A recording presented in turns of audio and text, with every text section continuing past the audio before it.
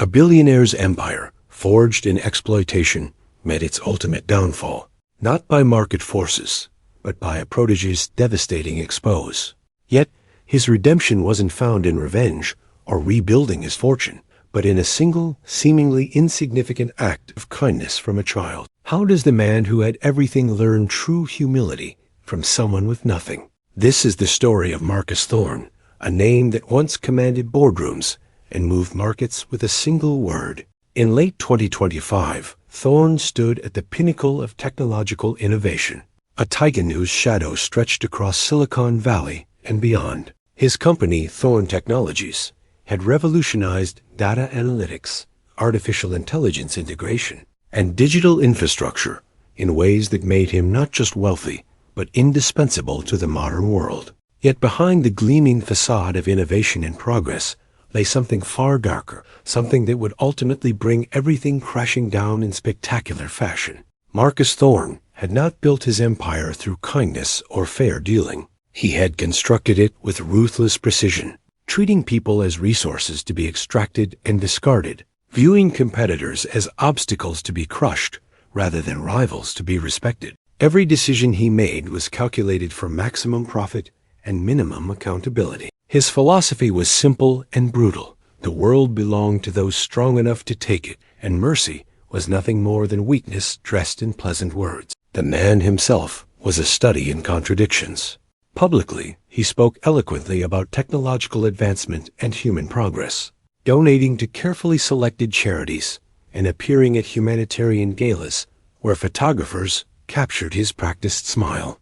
Behind closed doors, however, Thorne operated with cold efficiency that would have made robber barons of previous centuries seem almost charitable by comparison. He exploited legal loopholes with the enthusiasm of an artist, perfecting their craft, manipulated labor laws to squeeze every ounce of productivity from his workforce, and viewed regulatory frameworks as puzzles to be solved rather than guidelines to be followed. His company's rise had been meteoric and merciless. Competitors found themselves facing mysterious technical difficulties just before major product launches.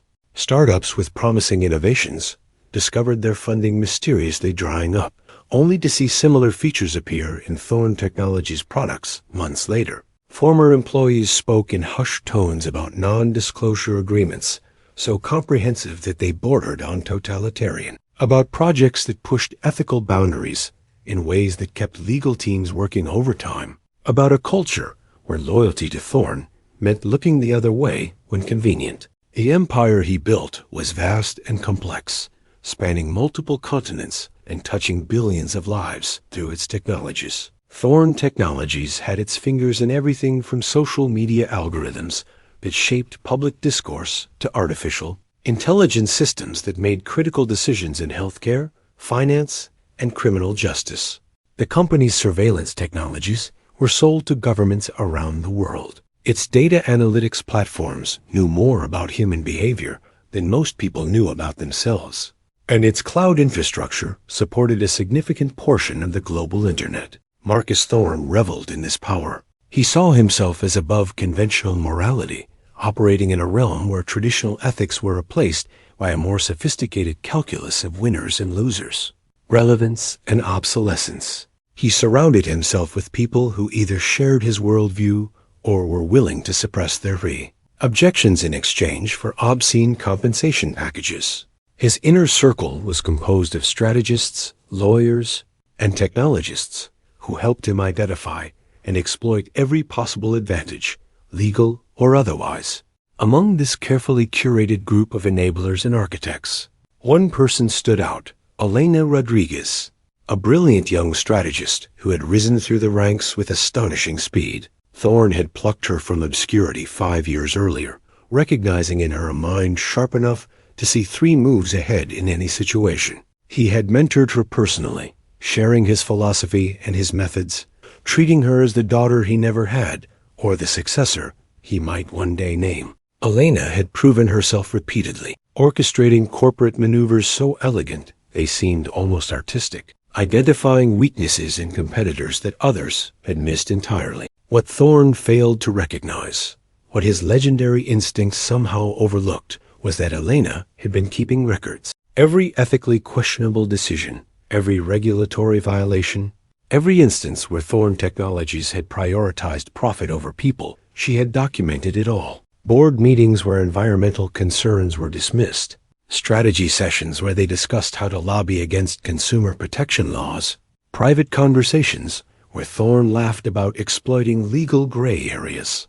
Elena had recorded everything, compiled it meticulously, and waited for the perfect moment. That moment came in December 2025 when Elena accepted an invitation to keynote a major technology ethics conference. Thorne had encouraged her to go, viewing it as good public relations, another opportunity to polish the company's image. He never imagined what she was planning. The conference was being live-streamed to millions, covered by every major tech publication, attended by regulators, politicians, journalists, and industry leaders from around the world. It was the perfect stage for what would become the most devastating corporate expose in modern history. Elena took the podium with the same confident poise she had always displayed. She began conventionally enough, discussing the importance of ethical frameworks in technological development, the responsibility that comes with innovation, the need for accountability. Then, with calm deliberation, she said the words that would change everything. I need to tell you about Marcus Thorne and what really happens behind the closed doors of Thorne Technologies. What followed was a systematic dismantling of the empire's carefully constructed facade. Elena presented evidence of data collection programs that went far beyond what users had consented to. Technologies specifically designed to be addictive and manipulative. Research that had been suppressed because it showed harmful effects of their products.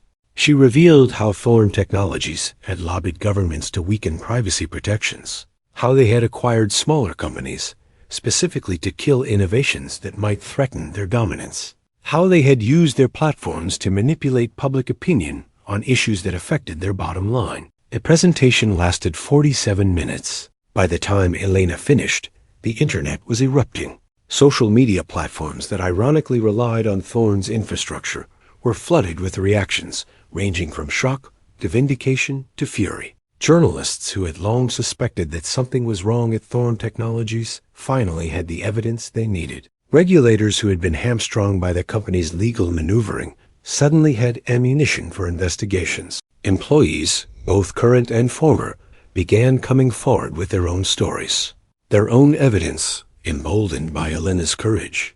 Marcus Thorne watched it all unfold from his penthouse office, 40 stories above the city he had once dominated. The feed from the conference played on one screen, while another showed his company's stock price beginning its catastrophic descent.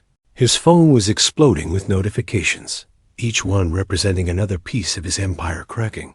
Board members demanding emergency meetings, investors calling for his resignation, partners distancing themselves, governments launching investigations. The betrayal cut deeper than the exposure itself. Elena had been more than an employee, more than a protégé. She had been someone he trusted, someone he had shared his vision with, someone he had believed understood him. The realization that she had been documenting his crimes the entire time, at every moment of apparent loyalty, had been a performance.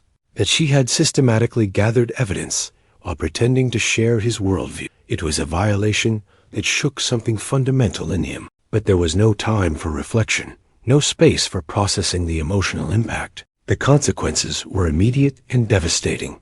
Within hours, emergency board meetings were being convened. By the next morning, major clients were announcing they were reviewing their relationships with Thorne Technologies. Government agencies in multiple countries were launching formal investigations. Class action lawsuits were being filed. Employees were resigning en masse, unwilling to be associated with the scandal. The man who had built his empire on calculated ruthlessness now faced a force he could not manipulate, could not intimidate, could not outmaneuver. The court of public opinion combined with legal accountability. His legendary strategic mind, which had always found a way out of every difficulty, could find no escape from this.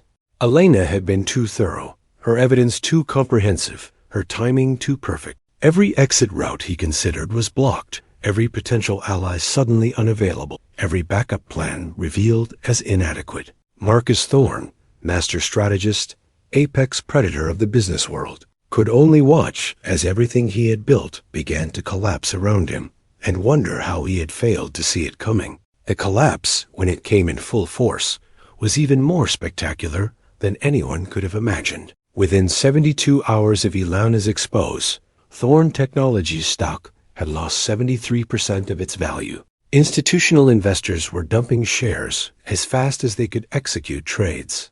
Retail investors were filing complaints, claiming they had been defrauded, and short sellers were making fortunes betting against a company that seemed to be in free fall. The board, desperate to salvage what remained of shareholder value, convened an emergency meeting and did what once would have been unthinkable. They voted unanimously to remove Marcus Thorne as chief executive officer and strip him of his chairman position.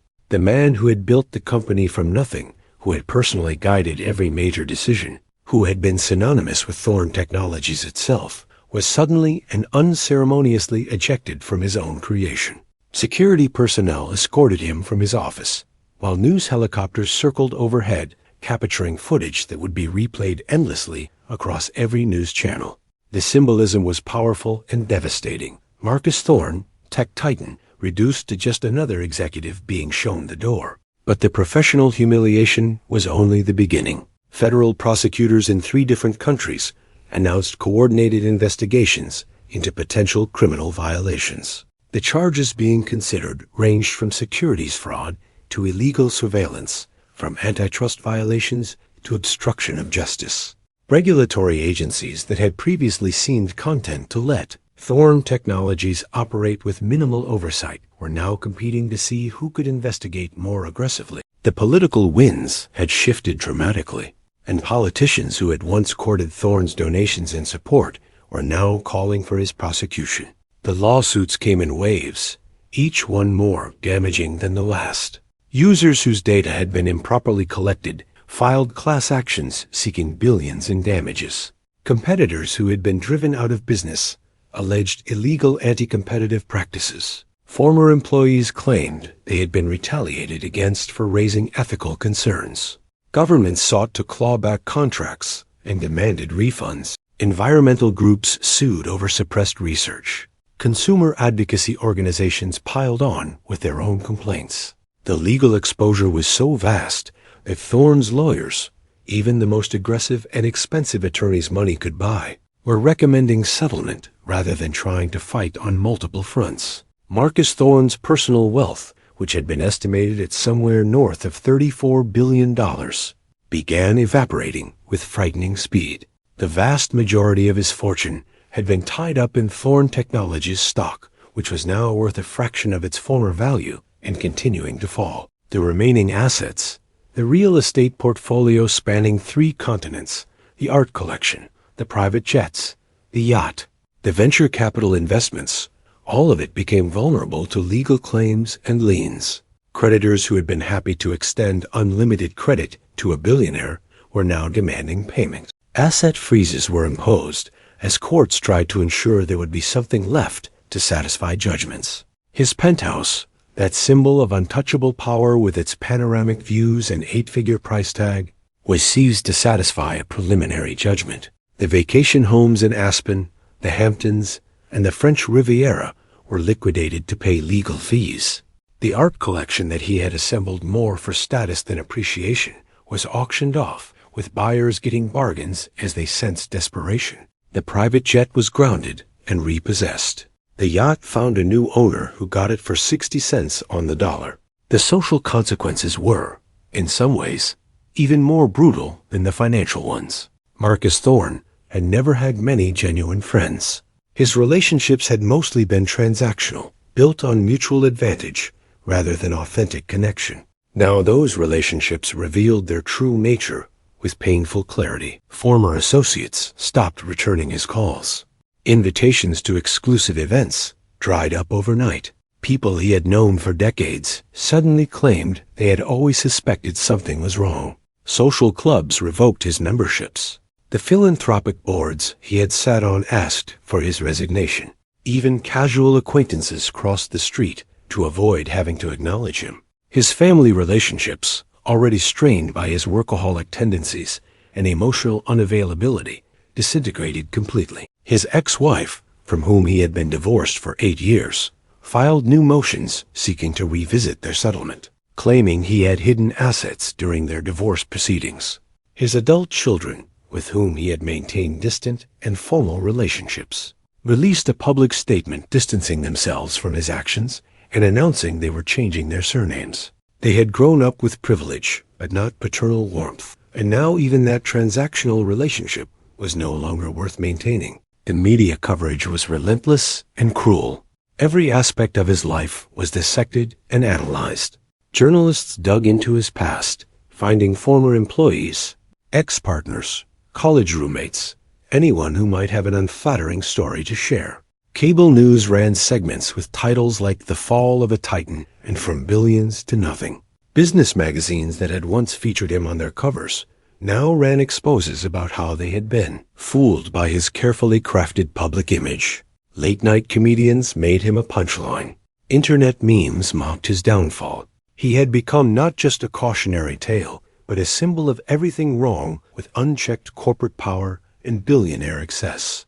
Marcus Thorne tried to mount a defense, to control the narrative, to fight back against what he initially saw as unfair persecution. He hired a crisis management firm that had successfully rehabilitated other tarnished reputations. He drafted statements claiming misunderstanding and misrepresentation. He attempted to paint Alana as a disgruntled employee seeking revenge for some imagined slight, but nothing worked. The evidence was too comprehensive, too damning, too clearly documented in Alana's meticulous records. Every attempt to defend himself only made things worse, providing new soundbites for critics to dissect, new examples of his refusal to accept responsibility. The breaking point came 6 months after the expose, in June of 2026. The combined weight of legal judgments, settlements, asset forfeitures, and legal fees had consumed what remained of his fortune.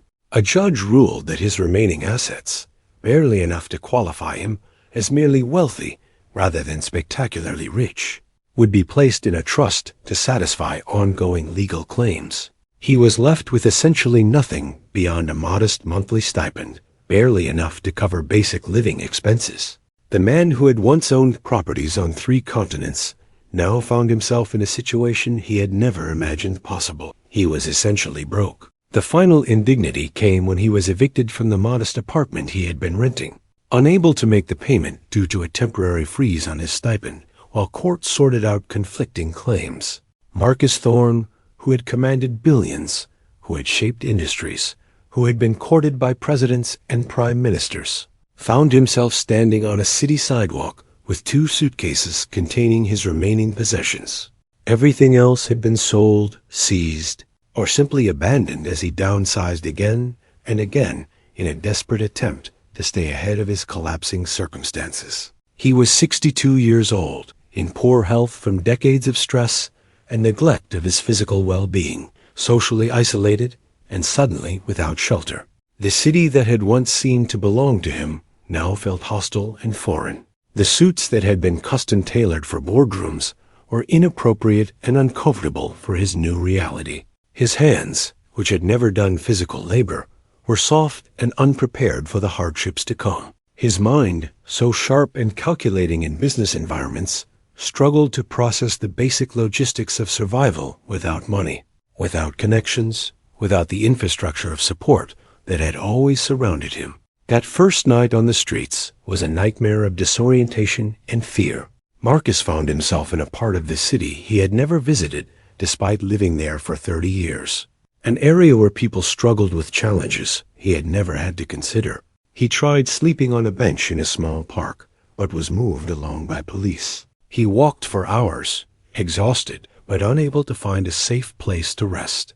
The sounds of the city, which had once been the distant background noise to his elevated life, now surrounded him with threatening immediacy. By the 3rd night, he had found his way to an area under a highway overpass where others in similar circumstances had established a makeshift community. The people there regarded him with suspicion and hostility. His clothes, though worn, were still obviously expensive. His demeanor, despite his circumstances, still carried traces of the arrogance that had defined him. He spoke with the accent and vocabulary of the elite. Everything about him marked him as an outsider, someone who did not belong and could not be trusted. Marcus tried to keep to himself, finding a spot away from the others, trying to maintain some semblance of privacy and dignity. He was cold, despite it being summer, as nights near the coast carried a chill he had never noticed when he had walls and heating to protect him. He was hungry, having not eaten properly in 2 days, his body unaccustomed to deprivation. He was frightened, though he would not have admitted it, suddenly vulnerable in ways he had never experienced. Every sound made him jump, every shadow seemed threatening, every moment stretched into an eternity of discomfort and uncertainty. His mind, unable to process the magnitude of his fall, kept returning to the same questions over and over. How had this happened? How had he miscalculated so completely? Where had he gone wrong? The answers, when he was honest with himself, were obvious but unbearable. He had built his empire on exploitation and ruthlessness, and it had collapsed precisely because of those foundations. Elena had not destroyed him through any particular cleverness. She had simply exposed what he actually was. The world had rejected him, not because of any conspiracy or misunderstanding, but because his actions genuinely warranted rejection. But even in his lowest moment, Marcus Thorne was not yet capable of true self-reflection. His thoughts were still dominated by bitterness, by a sense of being wronged, by fantasies of somehow regaining his position and punishing those who had betrayed him. He was at rock bottom, but he had not yet hit it hard enough to crack open the hardened shell of ego and self-justification. That had protected him from genuine self-awareness for his entire adult life. Marcus Thorne's 5th day on the streets began like the previous 4, with the disorienting moment of waking and remembering where he was, followed by the crushing weight of his new reality settling over him like a physical force. His body ached from sleeping on concrete, his stomach cramped with hunger, and his mind felt foggy from lack of proper rest and nutrition. He sat up slowly, every movement requiring conscious effort, and looked around at the world that had become his prison. The area under the overpass was coming to life as others in the makeshift. Communities stirred from their own uncomfortable sleeping arrangements. Marcus watched them from his isolated corner, these people who had become his unwilling neighbors. There was the older man with the long beard who muttered to himself constantly, the young couple who huddled together for warmth and comfort, the woman with the shopping cart filled with her possessions who guarded them fiercely. Each person had their own story, their own path that had led them to this place, but Marcus had made no effort to learn any of those stories. He remained separate, apart, unable, or unwilling to see himself as truly one of them. His isolation was both self-imposed and enforced by the others. They had quickly assessed him as someone who did not belong, whose fall from grace was too recent and too dramatic to make him trustworthy. Street communities, Marcus was learning, had their own hierarchies and rules, their own systems of trust and mutual support. As an outsider who carried himself with lingering arrogance, despite his circumstances, he was excluded from these networks.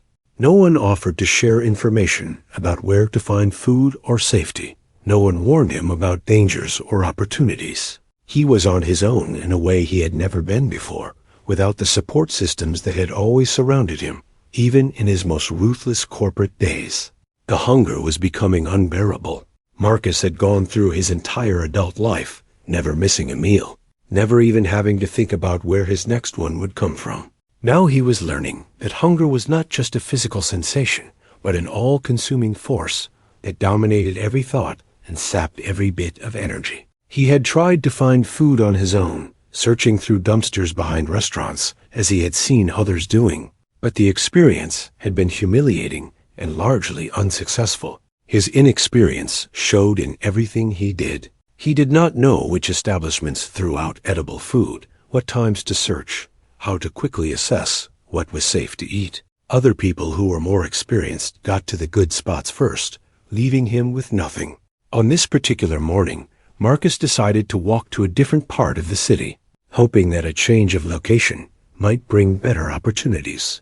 His feet hurt in shoes that had been designed for carpeted offices, rather than endless walking on hard pavement, but he pushed himself forward with stubborn determination. The neighborhood he found himself in was one he had never noticed during his previous life. An area of small businesses, aging apartment building, and modest homes where working-class families tried to make ends meet. He walked for hours, his desperation growing with each passing minute. The mid-July sun beat down mercilessly, and he had no water, no hat, no relief from the heat. His vision began to blur at the edges. His legs felt unsteady beneath him, and he knew he was approaching a dangerous level of dehydration and exhaustion. He found himself in a small park, really just a patch of grass with a few benches and some struggling trees, and collapsed onto one of the benches with the last of his strength. Marcus sat there for a long time, his head in his hands, trying to summon the will to continue. For the first time since Alana's betrayal, he found himself genuinely uncertain whether survival was worth the effort. What was the point of continuing when every day brought only more suffering and humiliation? What future could possibly justify this present? His mind, so accustomed to seeing 10 moves ahead in business scenarios, could not envision any path forward from where he sat now. He became aware that someone was standing in front of him. Marcus looked up slowly, his vision swimming, and saw a child. A boy, perhaps 11 or 12 years old, with skin darkened by sun exposure, wearing clothes that were clean but patched and obviously secondhand. The boy had intelligent eyes that seemed far too old for his young face, the kind of eyes that had seen too much too soon. In his hands, he held something wrapped in a napkin. The boy studied Marcus for a long moment, his expression serious and assessing. Then, without speaking, he held out what he was carrying. Marcus could see it was bread, half of a sandwich from the looks of it, and his mouth watered involuntarily at the sight of food. But his pride, that stubborn remnant of his former self, made him hesitate. To accept charity from a child, from someone who clearly had nothing themselves, felt like a final admission of complete defeat. The boy seemed to understand his hesitation. He sat down on the bench next to Marcus, still holding out the food. When Marcus continued to hesitate, the boy spoke for the first time. His voice was soft but clear, with an accent that suggested he had learned English as a second language. "You need to eat," he said simply. "I can tell. I have been hungry many times, so I know what it looks like." There was no pity in the boy's voice, no judgment, just a simple statement of fact delivered with matter-of-fact kindness. Something about that tone, that complete absence of condescension or superiority, broke through Marcus's resistance. With shaking hands, he reached out and accepted the food. The boy nodded with satisfaction, as if this was the expected and reasonable outcome, and watched as Marcus ate. The sandwich was nothing special, just peanut butter and jelly on white bread, probably from a free lunch program or a charitable organization. But to Marcus in that moment, it tasted better than any Michelin-starred meal he had ever consumed in his previous life. He ate slowly, trying to make it last, trying to savor every bite, knowing that he had no idea when he might eat again. The boy waited patiently until Marcus finished, and spoke again. "My name is Javi," he said. "Short for Javier, but everyone calls me Javi. What is your name?" Marcus found himself responding automatically. "Marcus," he said, then after a pause added, "Thank you for the food. It was very kind of you."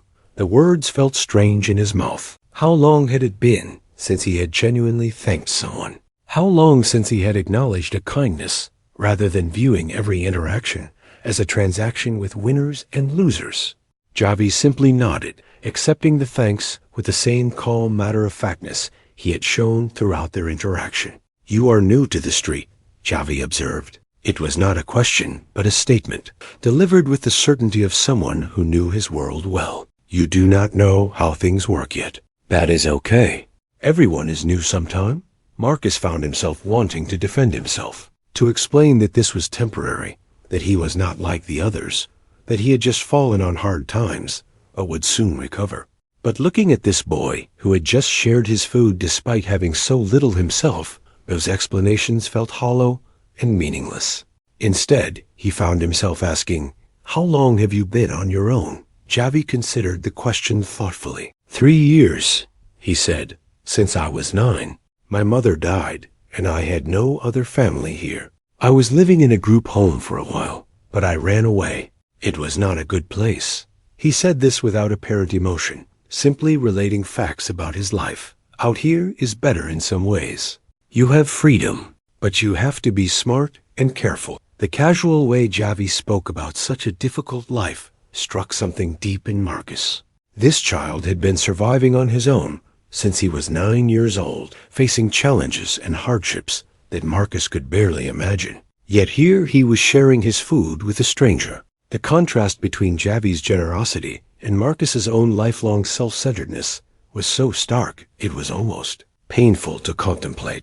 They sat together in silence for a while, Marcus trying to process the strange emotions the encounter was stirring in him. He felt something he had not experienced in decades, perhaps something he had never truly felt, genuine humility. Not the false humility he had performed for cameras and interviews, not the strategic appearance of modesty he had deployed when it served his purposes, but real humility born from recognizing that this child with nothing was somehow more admirable, more genuinely human than Marcus had ever been with all his billions. Javi broke the silence eventually. "There is a church 3 blocks from here," he said, pointing in a direction.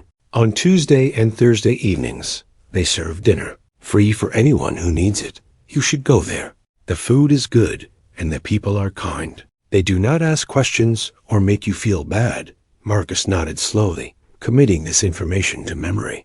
It was the first practical help anyone had offered him since his fall, and it came from a homeless child rather than any of the powerful people he had once called associates. The irony was not lost on him. Javi stood up, preparing to leave. "I have to go now," he said. "I have things I need to do, but maybe I will see you again." He smiled then, a genuine smile that transformed his serious young face into something bright and hopeful. "Try to be safe, Marcus. The street can be dangerous if you do not know what you are doing." As Marcus watched the boy walk away, something shifted inside him. It was not a dramatic transformation, not a sudden epiphany that solved all his problems or erased all his past wrongs. It was smaller than that, but somehow more profound. For the first time since Alana's betrayal, for the first time in perhaps his entire adult life, Marcus found himself thinking not about what he had lost, or what he deserved, or how he had been wronged, but about someone else. He found himself hoping that Javi would be safe, that the boy would find enough to eat, that his life would somehow improve. The feeling was so unfamiliar, it took Marcus a moment to identify it. Empathy, genuine concern for another person's well-being that had nothing to do with how that person could benefit him. It was a small crack in the armor of self-interest that had protected and defined him for so long. But through that crack, something new was beginning to seep in. Marcus sat on that park bench for a long time after Javi left, thinking about the boy's kindness, about his own life, about the path that had led him to this moment. He thought about all the people he had stepped on to build his empire, all the lives he had disrupted or damaged in pursuit of profit and power. He thought about how he had viewed kindness as weakness and empathy as a luxury for those who were not strong enough to succeed without it. He thought about Elena and wondered, for the first time, whether her betrayal had perhaps been justice rather than treachery. The sun was setting when Marcus finally stood up from the bench and began walking in the direction Javi had pointed, toward the church that served free dinners on Tuesday and Thursday evenings. It was Tuesday, he realized. He walked slowly, his body still weak from hunger and exhaustion, but his mind was more clear than it had been in days. Something had changed in that brief encounter with a homeless boy who had shared his last piece of food with a stranger. Marcus Thorne did not yet understand the full significance of that change, did not yet realize that it was the first step on a long journey toward becoming someone fundamentally different from the man he had been. But he had taken that first step, and that was enough for now. The church dinner became Marcus's anchor in those first difficult weeks. Twice a week, he joined the line of people who shared his circumstance, waiting patiently for simple meals served by volunteers who treated everyone with dignity and respect. The food itself was basic, but nourishing, casseroles and soups and sandwiches. But what struck Marcus most was the atmosphere. There was no judgment here, No division between the worthy and unworthy poor. Everyone was simply a person in need, and that need was met without question or condition. Marcus saw Javi at the church sometimes, though the boy seemed to have a network of resources that kept him from being a regular at any single location. When their paths crossed, Javi would acknowledge Marcus with a nod or a brief greeting, but he never lingered long. He moved through the world with a kind of purposeful efficiency, always going somewhere, always engaged in the complex work of survival. Marcus found himself watching for the boy, feeling an unfamiliar warmth when he spotted his distinctive walk or heard his voice. After several weeks, Marcus worked up the courage to approach Javi more directly. It was after a Thursday dinner at the church, and Marcus had noticed that Javi had collected extra food, wrapping items in napkins and tucking them into a backpack that looked like it had seen better days. Marcus caught up with him as he was leaving, calling out his name, perhaps a bit too loudly, his nervousness making him awkward. Javi turned, his expression neutral, but not unwelcoming. Marcus struggled to find words, suddenly realizing he had no clear idea what he wanted to say. In his former life, every conversation had been strategic, every word calculated for maximum impact.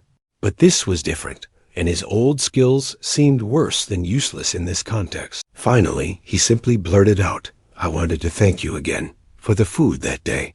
It meant a lot to me." Single quotes. The boy studied him for a moment, as if assessing whether the thanks was genuine. Then his expression softened slightly. "You do not need to thank me again," Javi said, "but you are welcome. You look better now." Not so much like you might fall over. Marcus found himself smiling despite everything, actually smiling at the blunt assessment. When was the last time someone had spoken to him with such straightforward honesty, without any agenda or calculation? "I feel better," he admitted. "I am learning how to survive out here." Slowly, Javi nodded approvingly. "That is good. Learning is important." He shifted the backpack on his shoulders, and Marcus realized he was probably eager to be on his way. But instead of dismissing himself, Marcus found himself asking another question. "The extra food you took, is it for tomorrow?" He gestured toward the backpack. "In case you cannot find anything?" Javi looked at him with something that might have been surprise, as if he had not expected this corporate stranger to notice such details. "Some is for me," he said, "but some is for others. There are people who cannot come to places like this. They are too sick or too old or too afraid. I bring them food when I can." The simple statement hit Marcus with unexpected force. Here was this child, who had so little himself, who spent his days scraping together enough to survive, and he was using his limited resources to help others who were even more vulnerable. The contrast with Marcus's own lifelong behavior was almost unbearable. He had commanded billions and had used that power primarily to accumulate more, to crush competitors, to ensure his own dominance. Javi had next to nothing and shared what little he had. "Could I help?" The words came out before Marcus had fully thought them through. "With delivering the food, I mean, if you would let me." Javi's expression became thoughtful, and Marcus could see the boy weighing the offer carefully. He was not simply accepting help because it was offered. He was considering whether Marcus could actually be useful, whether he could be trusted with this responsibility. The fact that a 12-year-old street orphan was evaluating him with such careful judgment would have been insulting to the old Marcus. The new Marcus, the one slowly emerging from the ruins of the old, simply waited for the verdict. "Okay," Javi said finally, "you can come, but you have to do what I tell you. Some of the people I visit, they are nervous around new faces. You have to be patient and gentle. Can you do that?" Marcus nodded, feeling oddly like he had just passed some kind of test. "I can do that," he said, hoping it was true. They walked together through the city as the summer evening darkened into night. Javi moved with confidence through streets and alleyways that Marcus had never known existed, a hidden world that ran parallel to the one he had inhabited for so many years. The boy stopped first at a spot under a bridge where an elderly woman had made a shelter from cardboard boxes and plastic tarps. Her name was Margaret, Javi explained, and she had been on the streets for 5 years after losing her apartment when her disability payments were cut off due to a bureaucratic error that was never corrected. Marcus watched as Javi approached Margaret with gentle respect, speaking softly so as not to startle her, showing her the food he had brought. The old woman's face lit up with gratitude, and she blessed Javi repeatedly, calling him her angel. Javi simply smiled and told her to eat well, that he would check on her again soon. As they walked away, Marcus felt a tightness in his chest, an unfamiliar emotion that he eventually recognized as shame. How many people like Margaret had suffered because of policies and systems he had helped shape, because of his lobbying for reduced social services and lower taxes on the wealthy? Their next stop was an encampment where several people lived in tents in a vacant lot. Javi knew everyone by name, asked about their health, shared what food he could. These people clearly trusted him, welcomed him as someone who had earned his place in their community. Marcus hung back, trying to be as unobtrusive as possible, watching Javi move through this world with a grace and confidence that belied his young age. One man in the camp, a veteran named Thomas, who had been dealing with untreated mental health issues since his discharge, looked at Marcus with suspicion. "Who is he?" Thomas asked Javi, his voice tight with paranoia that was clearly part of his illness.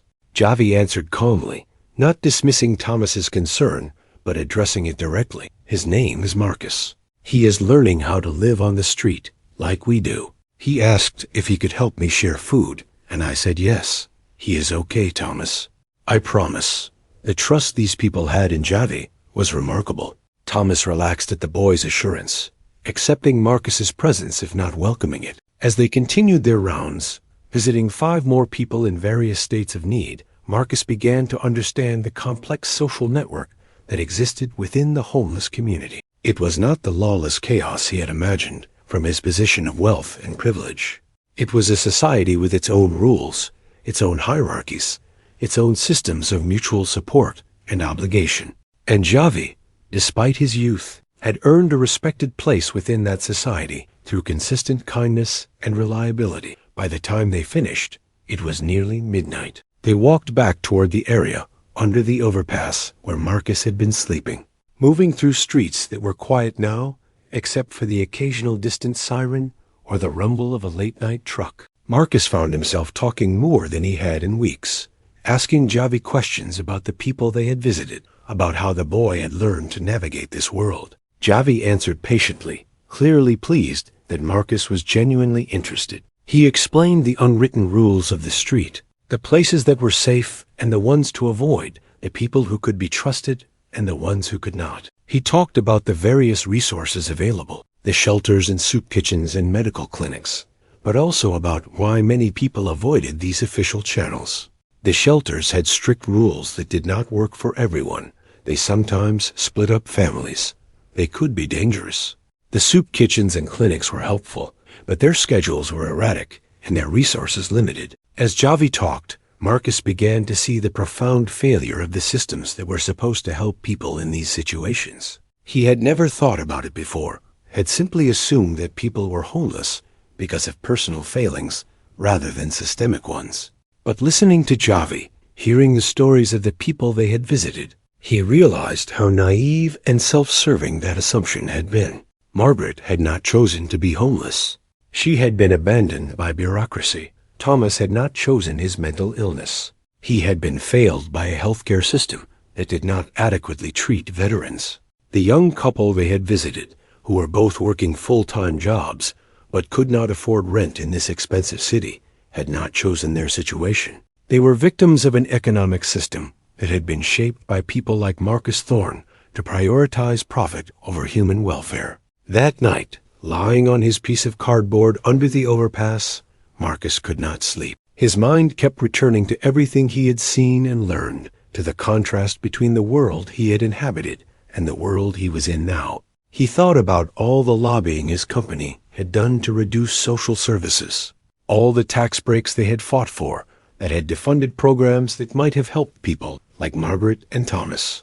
He thought about how he had viewed poverty as a personal failing rather than recognizing the structural barriers that trapped people in desperate situations. The next morning, Marcus sought out Javi again. He found the boy near the park where they had first met, sitting on a bench and reading a battered paperback novel that looked like it had been rescued from a donation box. Javi looked up as Marcus approached, marking his place with a scrap of paper. "Can I join you for a while?" Marcus asked, trying to keep his tone casual, not wanting to presume that the boy wanted his company. Javi nodded and moved over, making room on the bench. They sat in comfortable silence for a few minutes, watching people walk by, watching the city wake up and begin its daily routine. Finally, Marcus spoke. "I want to help more," he said, "not just carrying food sometimes, but really helping. I do not have money anymore, but I have skills. I know about technology, about systems, about organization. There must be something useful I can do with that knowledge." Javi looked at him with those two old eyes, assessing once again. "What kind of help are you thinking about?" he asked carefully. Marcus had been thinking about this all night, turning ideas over in his mind. "Some of the people we visited last night, they have problems that could be solved with better information or better systems. Margaret's disability payments, for example. That is not something that should be impossible to fix. Thomas needs to be connected with veteran services. That couple needs help navigating resources for working homeless. I do not have money to give them, but maybe I can help them navigate the systems that are supposed to be helping them already." It was a small idea, nothing like the grand visions he had pursued in his former life. But as he said it out loud, Marcus felt something he had not felt in a long time. A sense of purpose that was not about accumulation or domination, but about genuinely helping other people. Javi considered this quietly. Then, slowly, he smiled. "I think that could be good," he said, "if you are serious about it. If you really want to help and not just feel good about yourself for a while." The gentle challenge in the boy's words made Marcus pause. Was he serious about this? Or was it just another performance, another way of managing his image? Even if his audience now was just a homeless boy and a handful of desperate people? He searched himself honestly, perhaps more honestly than he had ever done before, and found that, yes, he was serious. Something had changed in him fundamentally. The encounter with Javi had been a catalyst, but what was emerging now was more than just a reaction to a moment of kindness. It was a genuine desire to be different, to do different, to find meaning in service rather than in dominance. "I am serious," Marcus said firmly. "I want to do this. Will you help me? Will you introduce me to people and teach me how to actually be useful?" Javi studied him for a long moment and extended his hand for a shake. Marcus took it, feeling the calluses on the boy's palm, the strength in that small hand that had known so much hard work. As they shook, Marcus felt like he was making a promise, not just to Javi, but to himself. A promise to become someone different from the man who had built Thorne Technologies. Someone who measured success, not by what he accumulated, but by what he contributed. Someone who viewed other people as ends in themselves, rather than means to his own ends. It was a beginning, nothing more. Marcus Thorne still had a long way to go, still had to unlearn decades of destructive thinking and behavior. But he had taken another step on that journey, a more significant step than he yet realized. He had moved beyond accepting kindness to wanting to give it, beyond receiving help to wanting to provide it. The man who had once commanded billions was learning lessons about humanity from a homeless child, and for perhaps the first time in his life, he was truly paying attention. The work began small, almost embarrassingly, so compared to the massive projects Marcus had once commanded. His first real task was helping Margaret navigate the Byzantine bureaucracy that had cut off her disability payments. Armed with nothing but determination and his still sharp analytical mind, Marcus spent hours at the public library using their computers to research her case, to understand the regulations that govern disability benefit, to identify exactly where the system had failed her. The library itself was a revelation. Marcus had not been inside a public library since college, had never needed to rely on public resources when he could afford anything he wanted. Now he joined the ranks of people who depended on these institutions for internet access, for air conditioning on hot days, for a safe place to exist for a few hours. The librarians, he discovered, were quietly heroic in their patience and helpfulness, guiding people through computer systems they did not understand, helping with job applications and housing forms, maintaining dignity and order in a space that served as a refuge for many who had nowhere else to go. Marcus sat at a computer terminal for 6 hours that first day, meticulously documenting Margaret's case, printing out forms on the library's printer at 10 cents per page, carefully spending the few dollars Javi had insisted he borrow for this purpose. His eyes ached from staring at the screen, his back hurt from the uncomfortable chair, but he felt a satisfaction that was entirely new to him. This was not the satisfaction of crushing a competitor or closing a profitable deal. This was the satisfaction of doing something genuinely useful for someone who needed help. When he finally had all the documentation assembled, he accompanied Margaret to the Social Security office. She had been too intimidated to go alone, too worn down by previous rejections to believe anything would change. Marcus, drawing on decades of experience in navigating bureaucratic systems, though usually from a position of power rather than supplication, guided her through the process. He spoke to the caseworkers with respectful persistence, presenting the documentation clearly, refusing to be dismissed or deterred. It took 3 visits over 2 weeks, but eventually, Margaret's benefits were reinstated. The look on her face when she received the confirmation, the tears of relief and gratitude, affected Marcus more deeply than any standing ovation or industry award ever had. Word spread quickly through the street community. The man who had been helping Javi deliver food, the one who dressed oddly and spoke formally but seemed genuinely interested in helping, had actually solved Margaret's problem. Other people began approaching him cautiously, testing whether he really knew what he was doing, whether he could be trusted with their problems. Thomas, the veteran with mental health issues, asked if Marcus could help him get connected with VA services. Marcus discovered that Thomas had been honorably discharged but had fallen through the cracks of a system that was supposed to support him. Using his research skills and his still impressive ability to understand complex systems, Marcus identified the programs Thomas qualified for, helped him fill out the necessary applications, and even found a veterans advocacy group that could provide ongoing support. It took weeks of persistent effort, of following up on calls that were not returned, of navigating automated phone systems that seemed designed to frustrate rather than help. But eventually, Thomas was enrolled in a program that provided both mental health treatment and housing assistance. Each small victory built Marcus's confidence and deepened his understanding of the world he now inhabited. He began to see patterns in the problems people faced, systemic issues that could not be solved by helping one person at a time, but required larger solutions. The affordable housing crisis that left people working full-time jobs, unable to afford rent. The healthcare system that was inaccessible to those without insurance or stable addresses. The employment barriers faced by people with criminal records or gaps in their work history. These were not individual failings, but structural problems.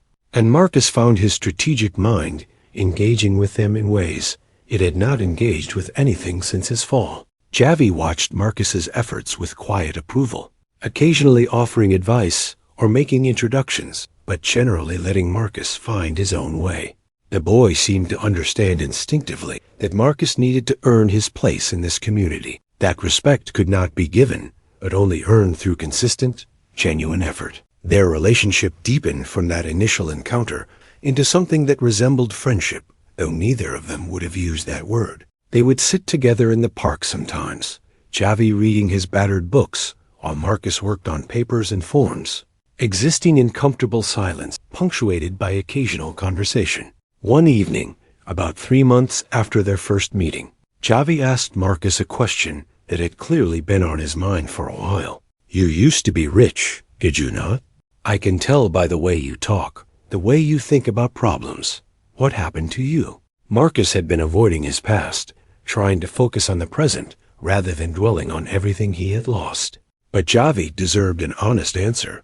So Marcus told him, not the sanitized version he might have constructed for public consumption, but the truth. He explained about Thorne Technologies, about the empire he had built through ruthlessness and exploitation, about Elena's betrayal and how it had exposed his crimes, about the collapse that had followed. He did not try to justify his actions or paint himself as a victim. He simply told the story as honestly as he could. Javi listened without interruption, his young face serious and thoughtful.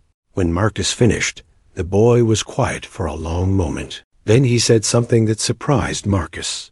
Maybe it is good that you lost everything. Not because you deserved to suffer, but because maybe you needed to lose everything to find something better. To become someone better. The simple wisdom of that statement struck Marcus profoundly. Javi had reframed his entire catastrophe, not as a punishment, but as an opportunity. Not as an ending, but as a beginning. Marcus felt tears forming in his eyes, something that would have been unthinkable to the old Marcus Thorne, and he did not try to hide them. "I think you might be right," he said quietly. "I think I had to lose everything to understand what actually matters." As the summer turned to fall, Marcus began thinking bigger. The individual casework he was doing was meaningful and necessary, but it was also limited in scope. He could help dozens of people, maybe eventually hundreds. But there were thousands in this city alone who needed assistance, millions across the country. What if he could create something more systematic, something that leveraged his skills in organization and strategy to help on a larger scale? The idea came to him gradually, shaped by conversations with Javi and the other people he had met. What if there was a service that connected homeless individuals with the resources they needed, but did it in a way that was dignified and effective? Not another bureaucratic system that treated people as cases to be processed, but something that recognized their humanity and worked at their pace.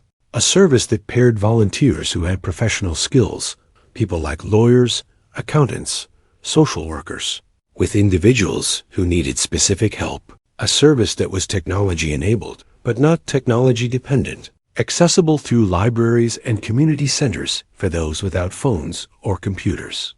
Marcus started sketching out the concept, using the library computers to draft plans, to research similar programs, to identify what worked and what did not. He had no money to fund this idea, no team to help build it, no platform to launch it from.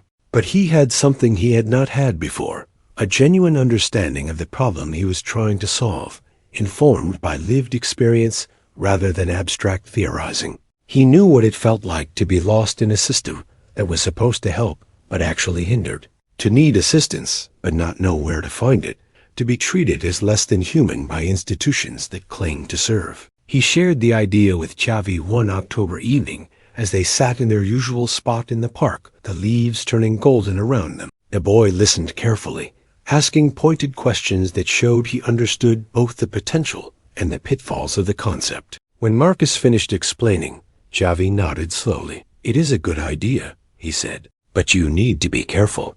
When people who used to be powerful try to help people who are not, sometimes they make things worse because they do not really understand. They build what they think is needed instead of what actually is needed. You have learned a lot, Marcus, but you still have more to learn." The gentle caution in Javi's words was exactly what Marcus needed to hear. The old Marcus would have bristled at being questioned by a child, would have assumed he knew best, and pushed forward regardless. The new Marcus recognized wisdom when he heard it, regardless of the source. "You are absolutely right," he said. "That is why I need you to help me, and others from the community. This cannot be something I build for people. It has to be something I build with people. Will you help me do that?" Javi smiled, that bright smile that transformed his serious face. "Yes," he said, "I will help, and I know others who will help too, if you ask them the right way." Over the next several months, Marcus worked on his project with a dedication that matched anything he had put into Thorne Technologies, but with a completely different spirit. He held meetings at the library and community centers, sitting in circles with homeless individuals, formerly homeless people, social workers, volunteers, anyone who had insight into the problem. He listened more than he spoke, taking notes in a worn notebook, absorbing perspectives and experiences that challenged and shaped his thinking. The group that coalesced around the project was diverse and passionate. There was Sarah, a former teacher who had lost her housing after a medical bankruptcy and now lived in her car. There was Miguel, who had been homeless for 6 years before finding stable housing through a stroke of luck and now volunteered at multiple shelters. There was Jennifer, a social worker who was frustrated by the limitations of existing systems and eager to try something new. And there was Javi, the boy who had started all of this with a simple act of kindness, now serving as a bridge between the housed and unhoused, the established and the marginalized. Together, they refined Marcus's initial concept into something more nuanced and more powerful. They decided to call it Bridges, a name that reflected its purpose of connecting people with resources and connecting communities that often remain separate. The service would be entirely volunteer-driven at first, leveraging the skills of professionals who wanted to give back but did not have time for traditional volunteering. It would use a simple matching system, pairing volunteers with individuals based on specific needs. A lawyer to help with legal issues, an accountant to help with tax problems, a teacher to help with educational goals, a tech worker to help with digital literacy. The technology infrastructure would be minimal but effective, recognizing that many homeless individuals had intermittent access to smartphones but might not have reliable internet or devices. The system would work through community centers and libraries as well as through direct digital access. Most importantly, the service would treat clients as partners in their own assistance, recognizing their agency and dignity rather than viewing them as passive recipients of charity. Marcus used his remaining contacts, the few people from his former life who were willing to speak with him, to recruit initial volunteers. He was surprised by how many people responded positively, professionals who wanted to help but had not known how. He used his understanding of systems and organizations to build something scalable but not bureaucratic, structured but flexible enough to respond to individual needs. The work consumed him in the best possible way. He spent his days at the library, developing documentation and training materials. His evenings were filled with meetings and one-on-one consultations with people who needed help. He slept less than ever, but unlike the stress-driven insomnia of his corporate days, this exhaustion came from meaningful effort. He was building something again, but this time he was building something that lifted people up rather than grinding them down. His living situation remained precarious. He was still technically homeless, still sleeping under the overpass most nights, still dependent on church dinners and food banks for meals, but somehow that felt less important now. He had purpose, he had community, he had the satisfaction of seeing tangible, positive impacts from his efforts. Sarah had found stable housing.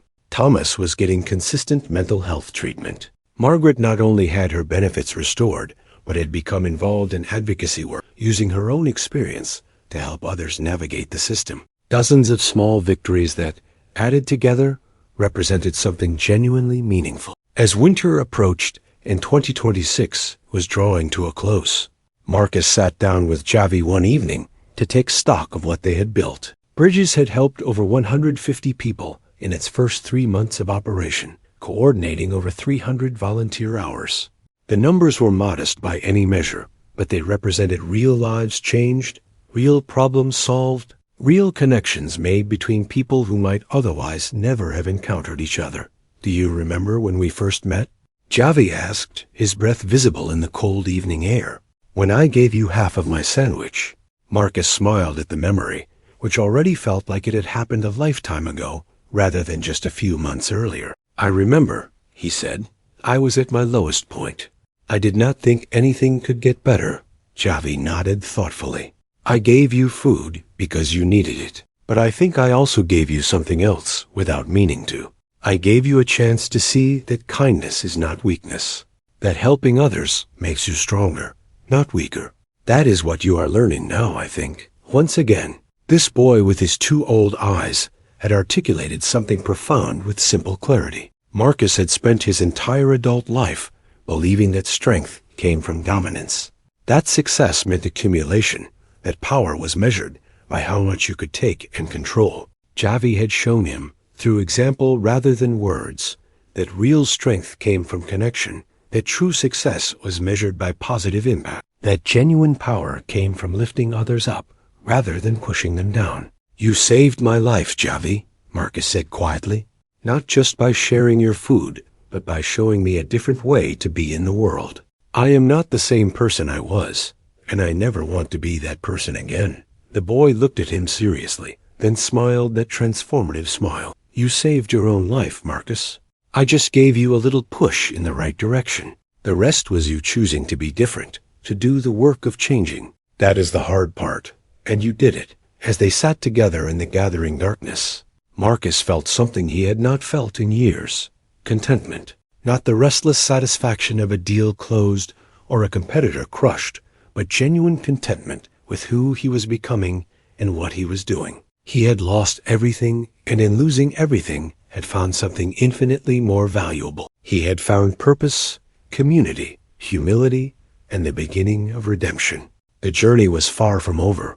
There was still so much work to do, still so many ways he needed to grow and change.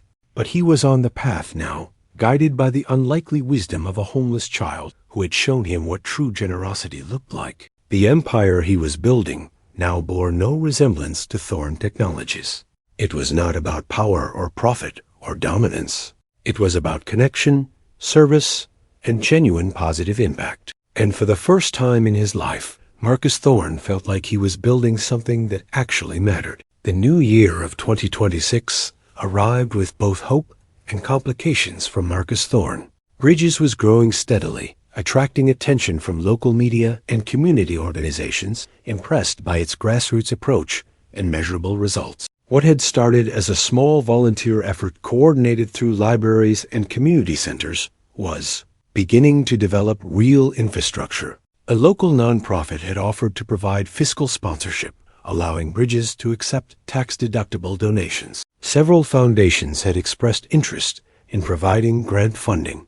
Professional organizations were encouraging their members to volunteer their skills through the platform. But growth brought challenges that Marcus had to navigate carefully. With increased visibility came renewed attention to his past, attention he could not avoid and did not try to. A journalist writing a feature story about Bridges discovered Marcus's history and confronted him about the irony of a disgraced billionaire who had exploited people now claiming to help them. The resulting article was not entirely hostile, but it raised legitimate questions about redemption, accountability, and whether someone with Marcus's history should be in any position of leadership, even in a charitable context.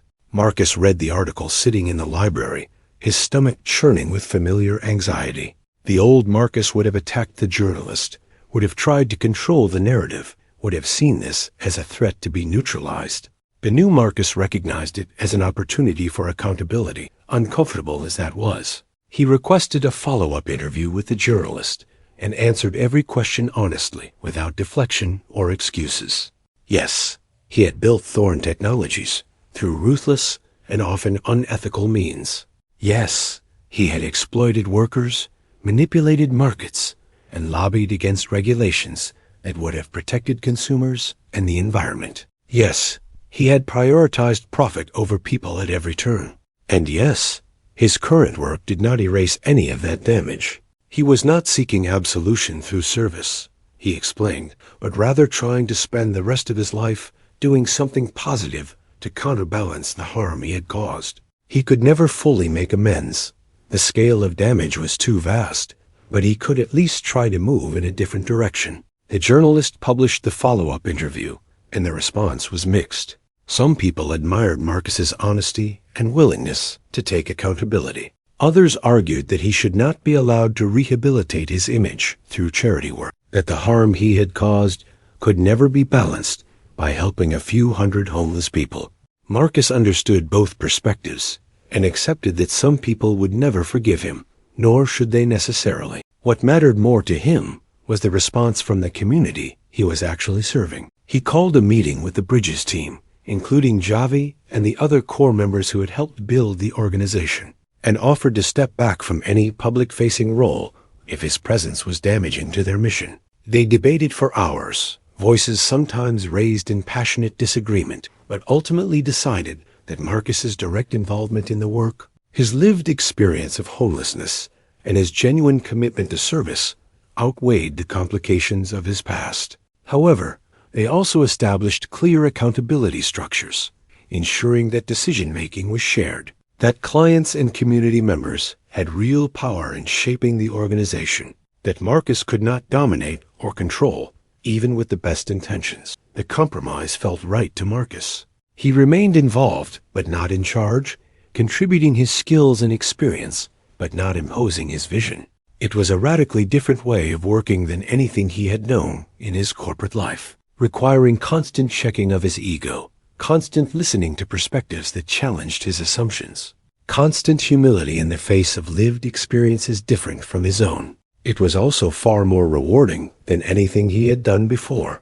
The legal issues from his past were more complicated to resolve. While Marcus had lost most of his wealth in settlements and judgments, there were still several ongoing cases that required his attention. Some jurisdictions were pursuing criminal charges for specific violations, and he faced the real possibility of prison time. His lawyers, the few who still worked with him despite his inability to pay their usual rates, urged him to fight the charges, to look for procedural errors or prosecutorial overreach that might lead to dismissals. Marcus surprised them by refusing. He instructed his lawyers to negotiate plea agreements where appropriate, to accept responsibility for his actions, and to focus on resolving the cases rather than prolonging them indefinitely. If prison time was part of that resolution, he would accept it. This approach baffled his attorneys, who were accustomed to clients fighting every charge with every available resource. But Marcus was not the client they had known before. He understood that accountability meant accepting consequences, not endlessly evading them. In March of 2026, Marcus appeared in federal court to enter a guilty plea on charges related to securities fraud and corporate malfeasance. The courtroom was packed with journalists, former employees, and people whose lives had been affected by Thorne Technologies' practices. The judge, after hearing victim impact statements and considering Marcus's cooperation in current circumstances, sentenced him to 18 months in a minimum security facility, followed by 3 years of probation and significant community service requirements. Marcus accepted the sentence without complaint. Before being taken into custody, he was allowed to make a brief statement. He spoke directly to the victims in the courtroom, acknowledging the harm he had caused, expressing genuine remorse, and committing to continue his efforts toward restitution and positive impact once he completed his sentence. He did not ask for forgiveness or sympathy, simply stated facts and accepted responsibility. It was the most honest statement he had ever made in a courtroom, lacking any trace of the strategic calculation that had characterized his previous legal maneuvering. Prison, even minimum security, was another education in humility. Marcus found himself in a community of people who had made mistakes, some far less serious than his own, and he listened to their stories with the same openness he had developed on the streets. He continued working on bridges from inside, coordinating by mail and occasional monitored phone calls with the team on the outside. Javi wrote him letters regularly, updating him on the organization's progress, sharing stories about people they had helped, encouraging him to stay focused on the future rather than dwelling on the past. A time inside also gave Marcus space for deeper reflection. He read extensively, books on ethics and social justice and economic inequality that he would never have considered during his corporate days. He participated in educational programs, both as a student and eventually as a teacher, sharing his business knowledge with other inmates who were trying to develop skills for their eventual release. He began writing a detailed account of how he had built Thorne Technologies, not as a memoir glorifying his success, but as a case study in how corporate structures and incentives could lead even relatively intelligent people to cause massive harm, while convincing themselves they were doing nothing wrong. Marcus was released after serving 14 months, 2 months early, for good behavior and participation in prison programs. He emerged to find that Bridges had continued to grow in his absence, which pleased him enormously. The organization was helping over 1,000 people per year now, had expanded to 3 other cities, and was being studied by researchers interested in effective models for connecting professional volunteers with underserved populations. The team had done this without him, proving that the organization was bigger than any one person, that it was built on a genuine foundation rather than being dependent on a charismatic leader. His reunion with Javi, who was now 14 and had moved into a youth housing program that Bridges had helped him connect with, was emotional for both of them. The boy had grown taller. His voice was changing, but he still had that same serious expression and those 2 old eyes. They embraced in the parking, lot of the halfway house, where Marcus was required to live during his probation. And Marcus found himself crying again, something that had become easier over the past 2 years, but still felt strange and unfamiliar. "I am proud of you," Javi said simply. "You did the hard thing. You accepted your punishment, and you did not try to avoid responsibility. Not many powerful people do that." Marcus shook his head, smiling through his tears. "I am not powerful anymore, Javi, and that is okay. I do not need to be powerful. I just need to be useful and honest." They walked together to a nearby park, the same park where Java had first shared his sandwich with a desperate stranger. So much had changed since that day, yet in fundamental ways, nothing had changed at all. Javi was still generous and wise beyond his years. Marcus was still learning lessons about humanity that he should have learned decades earlier. The difference was that Marcus was finally willing and able to learn them. As they sat on their familiar bench, Javi told Marcus about an idea he had been developing. With Marcus's encouragement and mentorship, the boy had become interested in education and social work. He wanted to create a program specifically for street youth, something that recognized their unique needs and circumstances, that did not force them into systems that did not work for them. It would combine education with practical support, mentorship with respect for their autonomy. He had been working with some of the Bridges team members to develop the concept, and they were ready to pilot it, but needed someone with experience in organizational development to help make it real. Marcus listened to Javi's vision with growing excitement. It was exactly the kind of project he wanted to be involved in, something that addressed real needs identified by people with lived experience, something that could make a genuine difference. "I would be honored to help," he said. "But you need to understand that this is your vision, your project. I can provide support and advice, but this needs to be built by and for young people like you. I cannot be in charge." Single quotes, Javi grinned. "I know that, Marcus. I learned that from watching how Bridges works. The people closest to the problem need to be closest to the solution. You taught me that, even if you learned it later than you should have." They spent the next several hours discussing the youth program, Javi's ideas flowing freely, while Marcus took notes and asked clarifying questions. As the sun set over the park, Marcus felt a profound sense of peace. He was not rebuilding an empire. He was not accumulating wealth or power or status. He was simply helping good people do good work, contributing what skills and experience he had, while respecting that his role was to support rather than to lead. The months following his release settled into a routine that would have seemed impossibly modest to the old Marcus Thorne, but felt rich and meaningful to the person he had become. He lived in a small apartment secured through the same affordable housing program he had helped others navigate.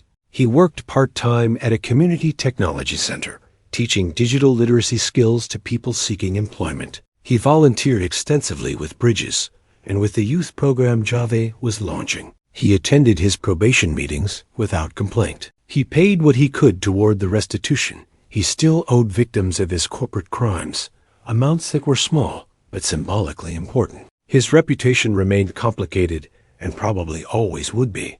He was simultaneously a cautionary tale about unchecked corporate power and an example of genuine redemption. Some people saw his current work as authentic transformation. Others saw it as calculated image rehabilitation. Marcus had learned to accept both interpretations without trying to control the narrative. He could not make people believe in his sincerity. He could only demonstrate it through consistent action over time. Elena Rodriguez, the protégé's expose had triggered everything, reached out to him unexpectedly one day. She had followed his story with interest and wanted to meet. They sat in a coffee shop, the first time they had been face to face since the day she had destroyed his empire, and talked for hours.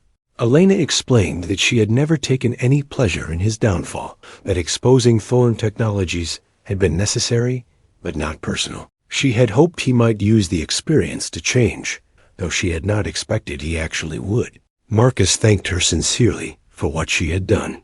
Without her betrayal, he said, he would likely have continued on his destructive path indefinitely, accumulating more wealth and causing more harm, until eventually something else forced a reckoning. She had given him the opportunity to change, while he was still young enough and healthy enough to potentially do something meaningful with the remaining years of his life. It was a strange kind of gift, one that had come wrapped in catastrophe and humiliation, but a gift nonetheless. They parted on good terms, not exactly friends, but with mutual respect. Elena returned to her work in technology ethics, using her experience to push for stronger regulations and accountability. Marcus returned to his modest apartment and his volunteer work. Their paths had intersected dramatically and then diverged again, each following their own sense of purpose and responsibility. As 2027 approached, Marcus took stock of where he was and where he was going. He was 64 years old, in reasonably good health, despite the stress and hardships of recent years. He had no significant wealth, no property beyond a few possessions, no power in any conventional sense. What he did have was purpose, community, genuine friendships built on shared values rather than mutual advantage, and the satisfaction of doing work that made a real positive difference. Bridges had grown beyond anything he had initially imagined, helping thousands of people connect with resources and support. Javi's youth program was launching its first full cohort, with 20 young people enrolled. The Community Technology Center, where Marcus worked, had placed over 100 people in stable employment. These were modest accomplishments compared to the billions in market value that Thorne Technologies had once commanded. But they were infinitely more meaningful. Marcus had learned that true legacy was not measured in dollars or market dominance, but in lives touched and communities strengthened. He had learned that genuine power came not from controlling others, but from empowering them. He had learned that success was not about accumulation, but about contribution. These were lessons that most people learned naturally through compassionate living. But Marcus had required catastrophic failure and the patient teaching of a homeless child to finally understand them. The journey from ruthless billionaire to humble servant had been neither quick nor easy. It had required losing everything, facing genuine accountability, accepting help from those he had once viewed as beneath him, and doing the difficult work of fundamental personal change. It had required acknowledging truths about himself that were painful to confront, accepting that some damage he had caused could never be repaired, and learning to live with appropriate guilt while still moving forward constructively.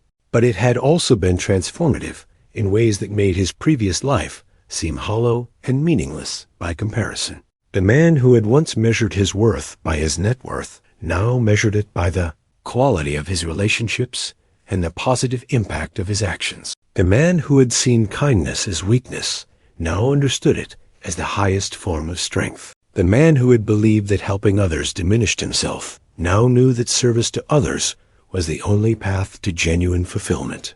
On a cold evening in late December 2026, Marcus sat with Javi in their park, watching the year draw to a close. The boy, now confidently leading his own project, had sought Marcus out specifically to say thank you for everything he had taught him about building sustainable organizations. Marcus laughed at that, the irony too perfect to ignore. "Javi," he said, "you saved my life with a sandwich, and then taught me everything that actually matters about being human. I am the one who should be thanking you, and I do every single day." Javi smiled that transformative smile. "Maybe we saved each other," he said. "You gave me hope that people can really change, that even the hardest hearts can learn to care. That is worth something too." They sat in comfortable silence as darkness fell around them. Two people from completely different worlds who had found common ground in service and mutual respect. Marcus thought about the man he had been 3 years ago, the ruthless titan who had viewed the world as something to be conquered and exploited. That man was gone, destroyed by his own actions and reformed through humility and genuine human connection. The man who sat on that park bench now was someone different, someone better, though far from perfect. He still struggled with ego and control, still caught himself slipping into old patterns of strategic thinking that prioritized outcomes over relationships. But he recognized these tendencies now and could correct for them. He had people like Javi who would call him out when he strayed from his values. He had accountability structures that prevented him from dominating, even when he might want to. He had learned to see his flaws clearly and work with them honestly. Marcus Thorne's legacy would always be complicated. He could not erase the harm he had caused as a corporate titan, could not undo the exploitation and manipulation that had built Thorne Technologies. But he could spend the rest of his life working to counterbalance that harm with genuine service and positive impact. He could accept that some people would never forgive him, and that was their right. He could continue doing the work regardless, not for redemption or recognition, but simply because it was the right thing to do. The broken trust that had once defined him, that had destroyed his empire and stripped him of everything he thought made life worth living, had ultimately given birth to something far more valuable. Through the unlikeliest of catalysts, a homeless child sharing his last piece of bread, Marcus had discovered genuine humility and the transformative power of authentic human connection. He had learned that the path forward from catastrophic failure was not revenge or reconstruction of what was lost, but radical reinvention, grounded in service and accountability. As the night deepened and the city lights came on around them, Marcus felt grateful for everything that had happened, even the painful parts, especially the painful parts.